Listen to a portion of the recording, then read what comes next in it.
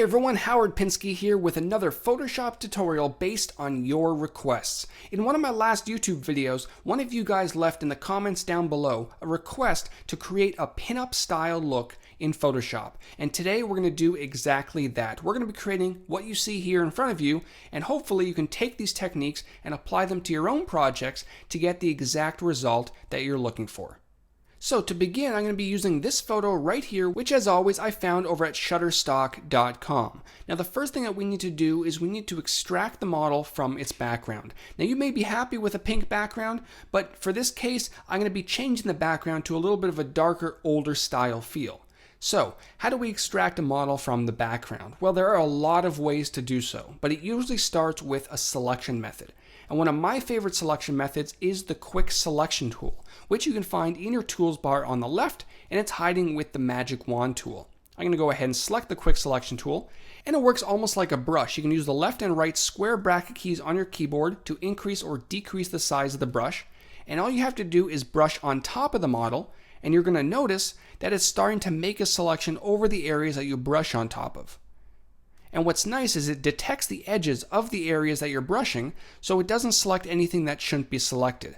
Now, on occasion, it will select some areas like this pink in the background, and in that case, you hold down your Alt or Option key, and you select, and it deselects that area for you. Then you can go ahead and refine the edge. So I'm going to continue to go around this model, and the nice thing is it doesn't have to be 100% accurate. In a moment, we're going to be using the Refine Edge tool in Photoshop to make the selection as accurate as possible. Alright, so now that our selection is complete, we want to make sure to refine the edge so that we have a nice accurate selection. Now there are two ways you can get to Refine Edge. If you have a selection method active, you can find it on the top on your options bar, or you can also find it under the select menu at the top of your workspace and go down to Refine Edge. Now, in this window, we have a few ways to preview how our selection will look. Under the View menu right here, we can choose Marching Ants, we can choose on black, black on white, all these different preview methods, but again, it's just a preview. That's not how it's going to look in the end. But the feature we want to focus on is edge detection. We're going to turn on Smart Radius and increase the radius just a little bit, and you'll notice it's gone around and made a much more accurate selection around the edges, especially where there's hair and fur. Now in this case there isn't too much hair and hopefully not any fur, so we don't have to crank up the radius too much. But if there are areas that it missed, you can always use the Refine Radius tool and brush in the areas that you want Refine Edge to focus on, especially hair and fur. So I'm just going to do one very simple pass around the outline of her hair, just in case it missed any stray hairs that should be there. And there we go, that looks good. So our selection is looking pretty nice, pretty accurate. And once it's done, you don't want to press OK, you want to make sure to change the output to New Layer with Layer Mask. It's very important that you save it with the Layer Mask, because if you look down here, there's some areas that look a little bit funky. And in that case, you can always grab the layer mask, and with a black or white brush, you can always make some refinements. So with a black brush, I can make it a little bit smaller. I can easily brush over this area that looks a little bit strange. And this area here kind of got rid of some of the legs, so I can use a white brush and paint that leg back in, just like that. Switch over to black to get rid of this area. Switch back to white to paint in some of the area that it got rid of. I can go over here and do the exact same thing. Switch to black and get rid of some of the selection that it missed.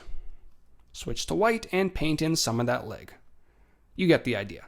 So let me go back to 100%, and now we have our model extracted from the background. And now it's time to create our new background. So to start, we want to create a new layer. I'm going to go ahead and select the background and create a new layer right at the bottom.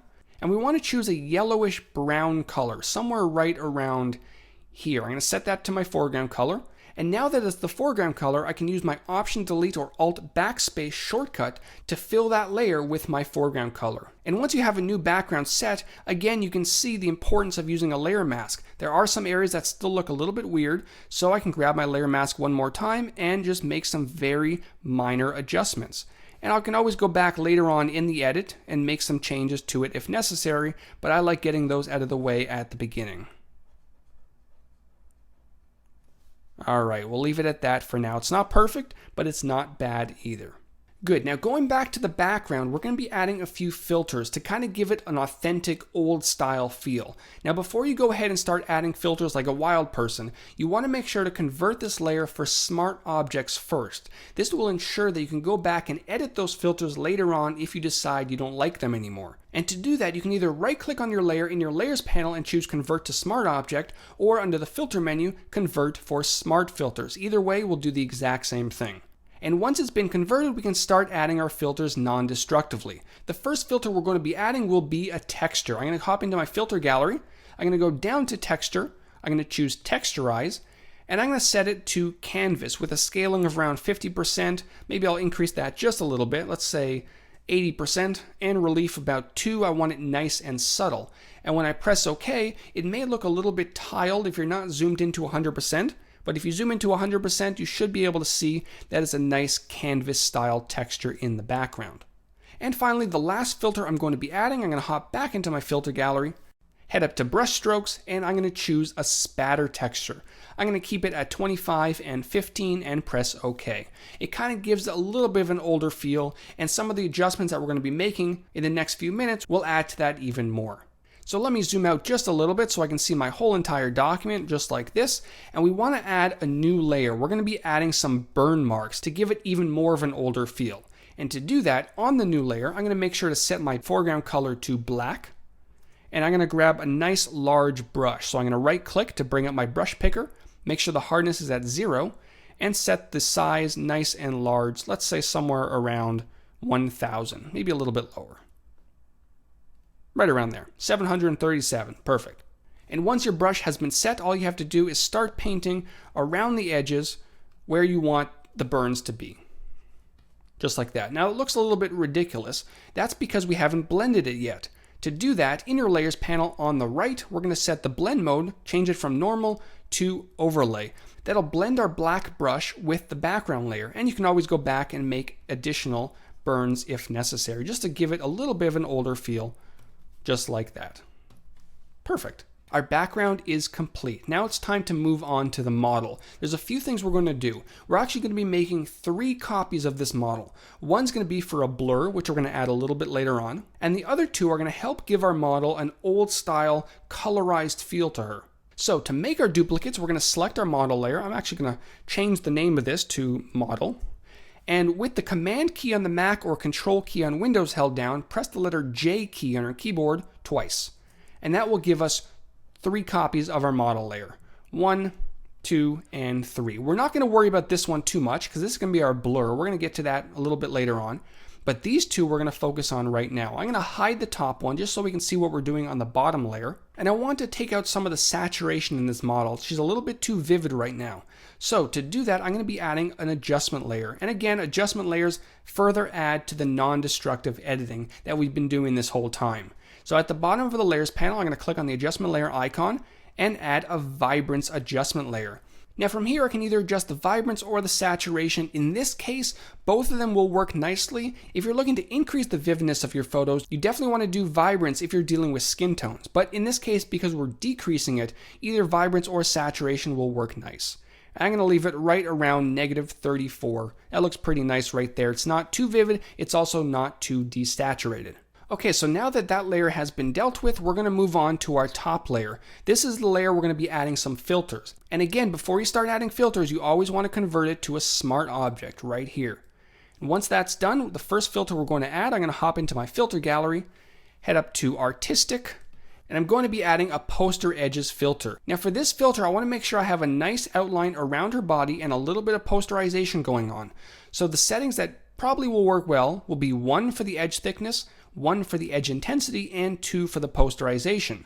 Now the nice thing again about using smart objects is that if you need to later on, you can always hop back into your filter gallery and make the necessary changes if needed. But right now I'm going to keep it as is. Now you may like this look the way it is and you may want to keep it the way it is, but for this edit I'm going to blend it a little bit with the previous layer, and to do that I'm going to change the blend mode of this layer from normal to soft light. That'll blend it just a little bit very subtly with the layer right below it. And now the last filter I'm going to be adding will be noise. So I'm going to go down to filter, noise, and then add noise. Now, most of you will probably have the amount set pretty low, and you probably won't be able to see it. It's because we have the blend mode set to soft light. So you'll probably have to crank it up somewhere around 25 for that noise to start coming through. You want it a little bit subtle, but also enough so you can see it, so it kind of gives a little bit more of an older feel to it. And that looks good right there. If I turn off the visibility of this layer, you can hopefully see what these two filters have done for this layer. Good. Now the last layer we're going to be working on will be the blur that will go underneath and beside her. So I'm going to select that back layer right there. I'm going to zoom out just a little bit. Now before I convert this layer to a smart object so I can start adding filters and transformations, I want to make sure to fill it with black. So black right now is my foreground color, so I can very simply hold down Alt or Option and press Delete or Backspace to fill it with black. And if I move it out of the way, you can see that indeed it has filled in with black. So now that that's done, I can go ahead and convert it to a smart object. Again, right click and convert to smart object. Now at this time, I can start my transformations and my filters. So to enter free transform mode, Command or Control T on your keyboard. I'm going to drag it down just a little bit, right around there. And then I'm going to hold down Command and Shift, Control Shift on Windows, and drag it to the side. Perfect. And once I'm happy with the positioning, press Return or Enter on the keyboard, and then you can move it into place if needed. I'm going to move it right there just so our hand lines up right about there. Perfect. So now for the filters, I'm going to go up to Filter, Blur, and then Gaussian Blur. I'm going to add a very subtle, somewhere around 5, maybe 6 pixel blur. Press OK. And now to finish the blur off, we need to fade it out and decrease the opacity. So to fade it out, we're going to add a layer mask at the bottom of the layers panel. And then grabbing the gradient tool right over here in the tools bar, we want to make sure that the gradient is set to black to transparent. And then very simply brush down just to fade it out just a little bit. And then finally decrease the opacity to blend it in with the background. There we go. That's looking pretty nice. The next element we're going to be adding will be the text. Now the text really is completely up to you what it looks like. I'm going to be using a script-based text. I'm going to be using Snell Roundhand. I'm going to make it nice and large, set to a dark blue desaturated color. And I'm going to go ahead and type out my words of choice. That's a little bit too small, so I'm just going to transform it up just a little bit, or quite a bit. Press Return or Enter to accept the changes. Now I do want to blend it in with the background just a touch. So I'm going to zoom in here so I can see it at 100% nice and crisp. I'm going to enter my layer styles, and down at the bottom I'm going to use Blend If to blend it with the background very subtly. So I'm going to hold down Alt or Option, Alt on Windows, Option on the Mac, and drag the left side of this handle to the left just a little bit. And you can start to see that it's very subtly blending with the background. Obviously, if I go very far, it's going to blend a lot, but I want it very, very subtle, somewhere right around there. And press OK to accept.